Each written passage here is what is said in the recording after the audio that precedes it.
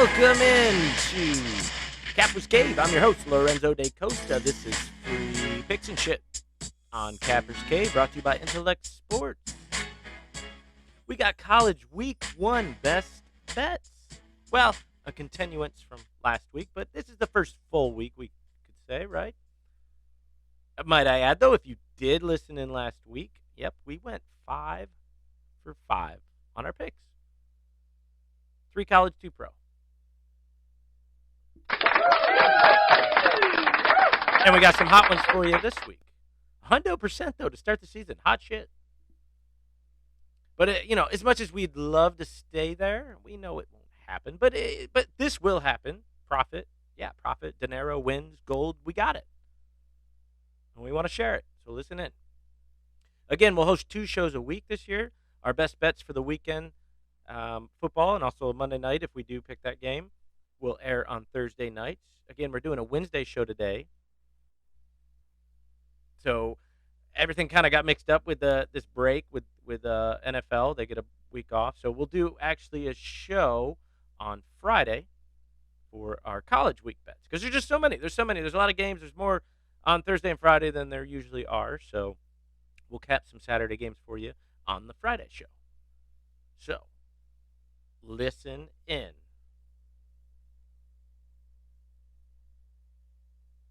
Sorry, having a little monitor feedback. There you go. So if you don't have it yet, get the Capper's Cave app to get your daily picks from six major sports. It's only $9.99. You get a lifetime of daily picks from our Cappers at Capper's Cave. So that's all games. Baseball, basketball. And this is the season. October, November, we start kicking in the baseball playoffs. We get hockey started. We get basketball started. So all those picks will be on there besides the ones we give here. So get it. Like I said, Capper's Cave, $9.99, lifetime of picks.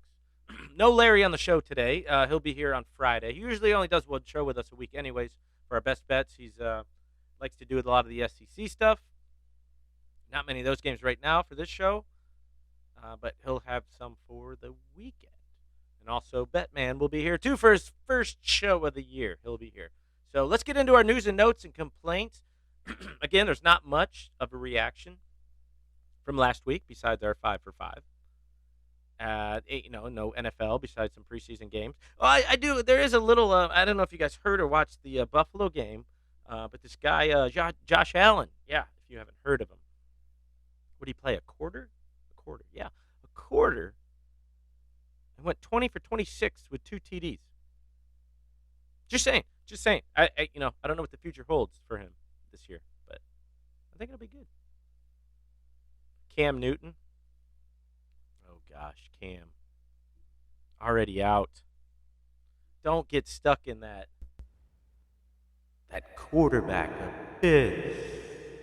He's done. He's in. Help. I don't think he'll ever get out, will he? I think he's done. I think he was done when he left Carolina. Was it a COVID issue? I mean, big old belly says no. But we all know it had. Well, I don't think it was directly, but that was the cherry on the top, that he was just having so many problems. He just does what he wants. I mean, didn't we see this coming? He's not just a leader. He's not a leader. I don't think he is. I don't think he has that quality. He thinks he's hot shit. I mean, some have it, and it's tough to have, especially for guys when they're joining new programs and stuff. But he's more like the receiver type of attitude. And if anybody knows quarterbacks, it's Belly and McDaniels. So watch out for Mac Jones. Freaking Blondie in Jacksonville. I think Jones is going to have better numbers this year. I think he will. He's just in a better program. Hurts starting week 1. This is a mistake. Philly, I tell you, just keep making more and more mistakes. But they did redeem themselves and pick up Minshew. I love this pick. I think he'll eventually start here. He will. I like this. Get this guy a beer, some jorts, Philly cheesesteak, because it's time for him to shine in Philly, in the city of brotherly love. It's time. Let him in. Now Hurts is gonna mess up. They're gonna have to bring him in. Listen, lots of good action in college to get to. Again, not too much to talk about. last week. There wasn't the biggest games, but there was some good stuff. It was at least got us excited, a little prep for it. And some big games again on Thursday, Friday. So we got 4 or 5 good picks, I think. So listen in. Let's take a quick word from our sponsors, and we'll get back. Bet Any Sports is your best choice for a well-rounded sportsbook. Have you seen all BetAnySports.eu has to offer? With over 20 years' experience, this landmark of online sports betting provides action for fans, best odds, player benefits, low rollover bonuses. Get a 55% welcome bonus with only 6 times play-through requirement. And that's usually a really low end. Bet your favorite live games, live betting features, top-of-the-line betting odds. Mention the promo code Capper's Cave and receive a 55% free play bonus to start up your account. Don't forget, Bet Any Sports has high-quality betting lines, true odds and parlays, same-day payouts, and many other unbeatable action perks. Make the move today. Go to BetAnySports.eu and register your new account. Use promo code Capper's Cave and get a 55% bonus. So yeah, get into it. Find those spots out there. You get the bonuses. All right, well, let's start. There's quite a few games Thursday. I want to mention Coastal Carolina because I feel we mention them on every show we have when college starts. Obviously, we loved them last year. One of our best bets almost every week. We loved them. Great ATS, and they're going to be great this year. But there's no line yet. There's quite a few, but we'll get into that don't have lines yet. They're playing the Citadel, right? Oh, geez. I mean, even if this is minus 60, I'm taking it. I'm taking it. But if you find one out there, take it. Love Coastal Carolina. Love it. Love it. Again, there's actually quite a few games that don't have lines yet, which is quite bullshit, but basically says the odds makers don't know what the fuck they're doing. They're scared. Which can be good, so watch out for the games that don't have a spread yet. Because somebody will eventually post them. Not all of them, but this game, not sure. So let's get started without further ado. Yeah, give me some of that action. We'll start with a high-flying ball right here. Boise State at Central Florida. Central Florida sitting at -5, over under 68. This is the Thursday slate at 7 p.m. Listen, there's going to be 2 fun teams to watch all year. 2 high-octane offenses, new coaches on each side. Mr. Gus Malzone, yes, takes the reins in Central Florida, and this Andy Avalos guys at Boise. I believe it was Oregon. Is that where he came from? These programs never met before. Now Boise State's got to make a long trip down to Florida. That's funny, isn't it? That's not funny. Quit hitting buttons over there. Anyways, they got to make the big trip out to Florida. But they do fare well in first games. They beat FSU a couple years back on a long travel. But what can we really say about FSU the last few years?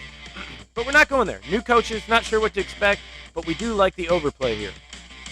We can expect a high-scoring affair with these experienced offenses. UCF, Boise State, they both have very experienced quarterbacks.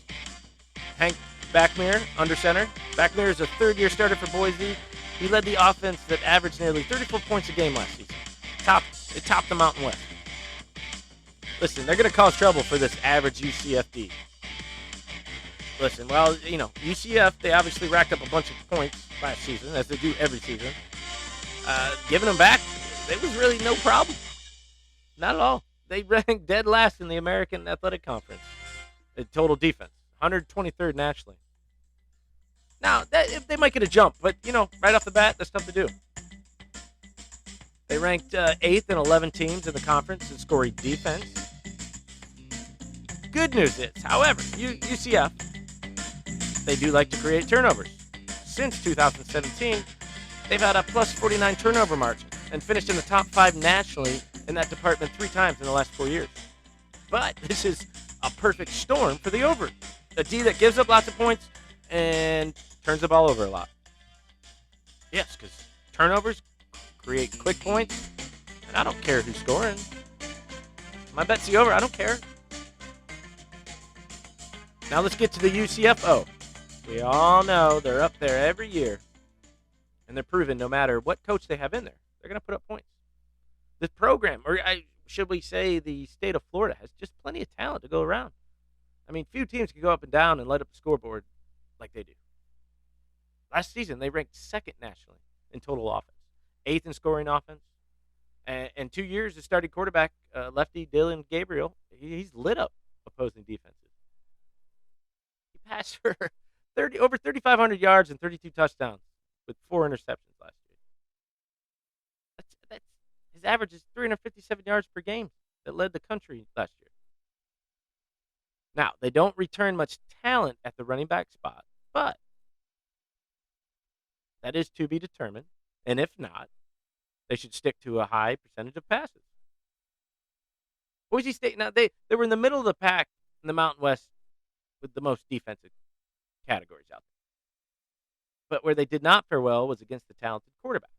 They had trouble with BYU's Zach Wilson and San Jose's Nick Starkel. We talked about San Jose State last week. San Jose State. Telling you, watch out for this team. Watch out. But listen, they got lit up. They lit up the Broncos to the tune of combined 813 yards passing, 6 touchdown passes, 85 points. So we expect some of the same here. Now get this nice gem. Last 5 opening games, Boise State averaged 40.6 points per game, with the lowest mark at 24 points. Now UCF, on the other hand, a whopping 53.2 points per game. And this is the first 5 games of the season. All right? No, I'm sorry. This is the first game in the season. This is an average of the last 5 seasons. Their first game, they've averaged 53.2 points per game. So they come out of the gates. And the lowest mark of those was 38 points in one game. So even if we take the lowest mark between the two teams, we're already sitting at 62 points. And we don't expect that at all. We don't need much more from there. Expect this game to hit the 80s. Take the over 68 before this thing gets launched up. Lock it up.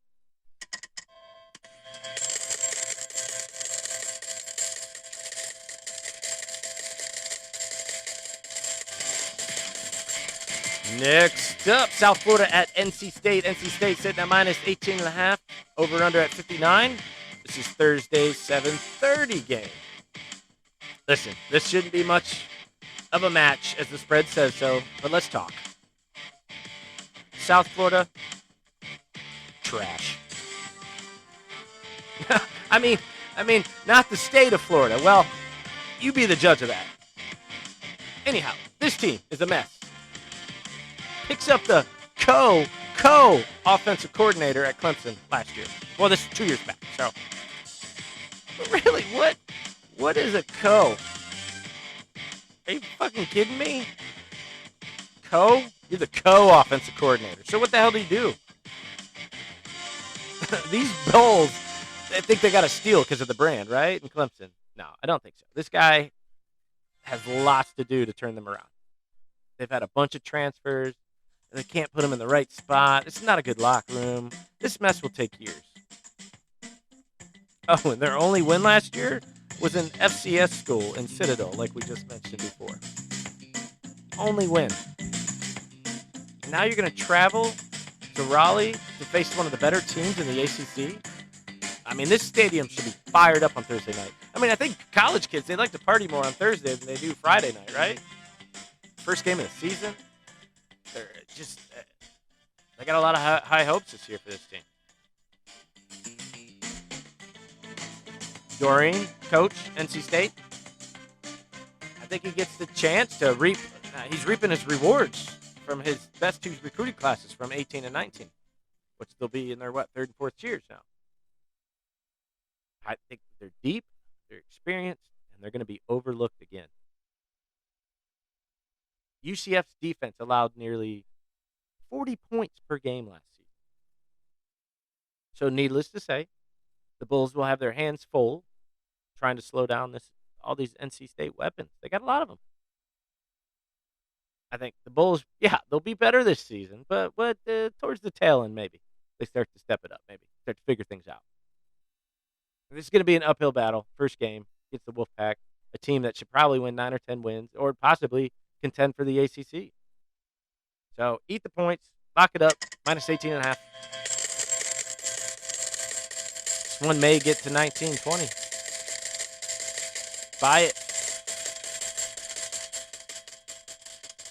Next up, Bowling Green, BG at Tennessee. Minus 35. This is over under sitting at 61. Another Thursday night game, which we do not know what time, do we?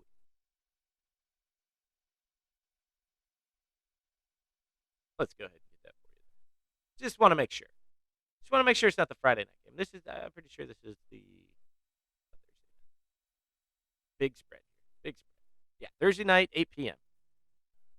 Over under sitting at 61. The spread is minus 35 to Tennessee. BG blowouts or Blowing Green, Ohio. Not sure if that's a weed reference, but anyways, this should be a beatdown. Blowing Green. The Falcons average 11.4 points per game.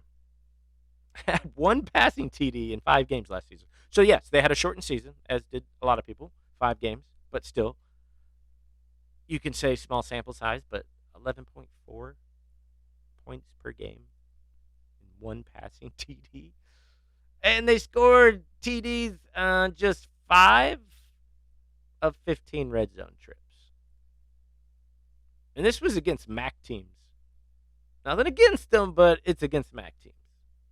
And now they got QB transfer from BC, McDonald. He was great last year, completing 43.9% of his passes for 712 yards with only 1 touchdown. Great season, man. I mean, they're young in pretty much every facet of the game, defense, special teams. They're just young, and now they got to travel to an SEC school to start. Good luck. I mean, they literally have the youngest roster in all of college football heading into Thursday night's opener right now. I mean, their own coach estimates that 70% of his team has never played in front of a live crowd at a collegiate level. I mean, this would be a nice preseason game for Tennessee. The Vols, yes, they're in rebuild, and they're going to be disappointing again this season playing in the SEC. But this game, they shouldn't be. They got, they've had the talent to have a breakout season, but struggled. But I think they still have enough talent, enough options, and enough upside to roll out. Just to roll out on offense at will. And this new coach Hoople, he likes he's going to be putting out what are they doing? A high, they're doing a spread offense, fast paced. He's going to debut. So this could easily shred the Falcons. And the QB that leads the way, obviously they don't know, is the transfer Milton from Michigan, who played 5 games last season. He was average. But, coming from the range of the likes of Michigan, it's got to be pretty decent. But expect the other 2 QBs to get a stab in this game, which only helps our cause because they're not going to rely when they're up 28 points. They're not going to rely on the run here. They got to try out these quarterbacks. I want to see what these boys have. So not much more capping to do here. This is enough for me. Vols should have no trouble steamrolling this wide-eyed group of young players from BG that never experienced anything like Neyland Stadium. And I'm sure in Tennessee, with the COVID restrictions, I'm sure it's going to be a packed crowd. No offense to any of that. I want more of it. I want more fans there. It's going to help this bet. So take the Vols minus 35.5.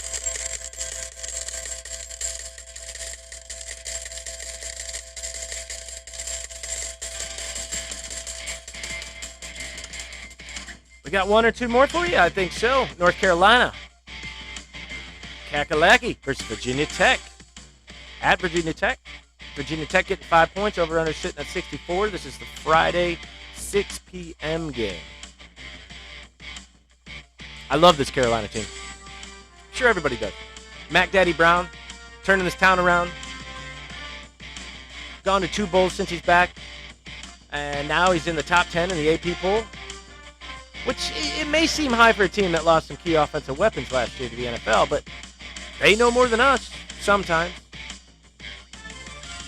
They picked up a transfer running back from Tennessee who ran for over 2,000 yards last season. That'll be a nice placement. They return all 5 linemen. And this is Brown's 3rd year back, and he should have plenty of talent in the bag, being that this is his 3rd year in recruiting. Oh, and they had this Heisman potential dude, Sam Howell, for good reason, too. UNC averaged over 40 points per game last season. The Hokies, on the other hand, were 80th in the country last season in points allowed per game, giving up 32.1 each week. NC put up 56 on these boys last year, but it was a shootout game. Still, they put up 56 on them. With that said, I know, some valid points for NC in this one, but all the pressure is on North Carolina. It's got the big ranking, VT doesn't. Has the national superstar in Howell, VTech doesn't. Has all the pressure, VTech doesn't. But this is why we get such a small number at 5. Under a TD. I mean, this should be a close match to start. But Howell will outmatch him in the 4th quarter, and it will be over a TD by game's end. Eat the small number. Kind of small. But due to Howell's presence and this Heisman talk, this number should shoot up. But if it goes to 7, I don't know if I like it. 6.5, 7, don't like it. 5, I think it's a steal right now. So lock it up. North Carolina, -5.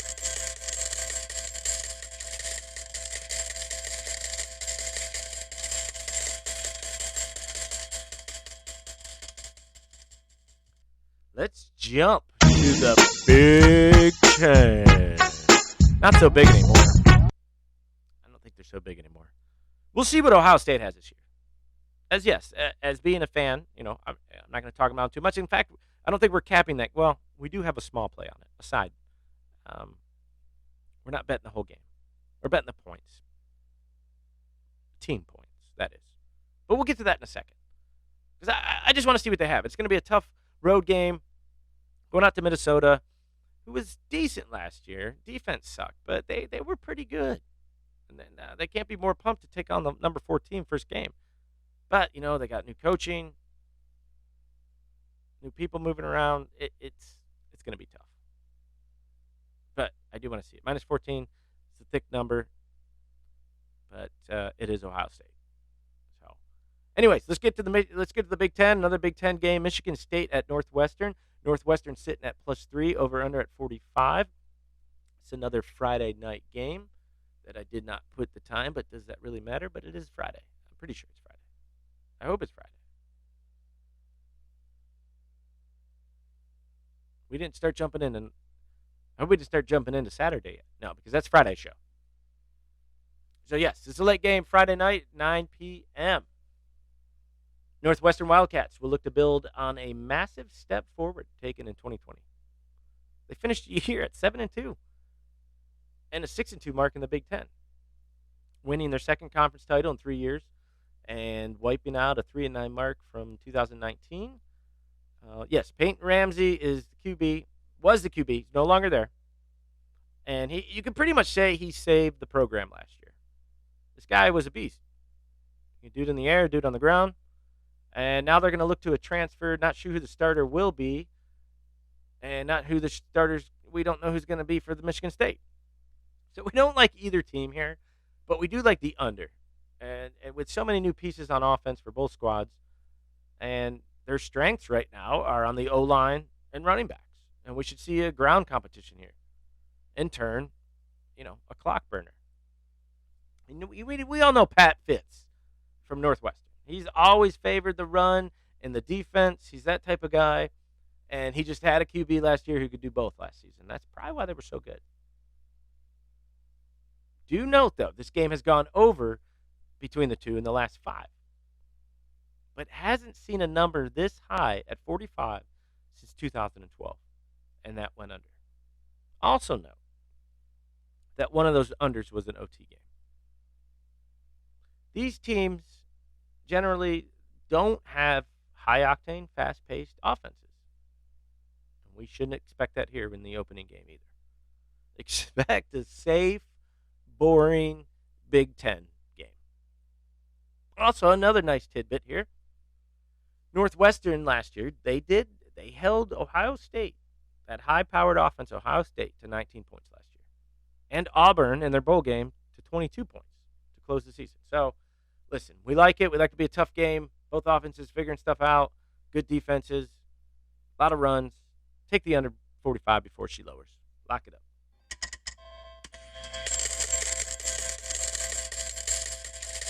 And I believe that's it. So good luck. Good betting. So please follow us where you can find us, or get the app to get more bets. And it's a quick, it's a little analysis of each game. It's not that much. You can just click it on your phone. They're all right there for you. And you can place your bet anywhere you like. We do have another little gem here. We are going to go to the Ohio State game before we get out of here. We like the team total for Ohio State to go over 40.5. These Golden Gophers allowed 30.1 points per game, along with 6.3 yards per rush last year.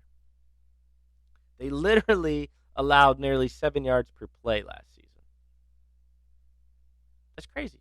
They just broke down defensively at more times than you would have thought last year. And Ohio State scored 38 or more points in every Big Ten game last year, except one, which we just mentioned, against Northwestern. But they're going to come out showing their stuff. Whether it's a close game or not, expect them to get over 40 points. 40.5, sorry. So that's it. Listen to our show on Friday for more picks for the Saturday game.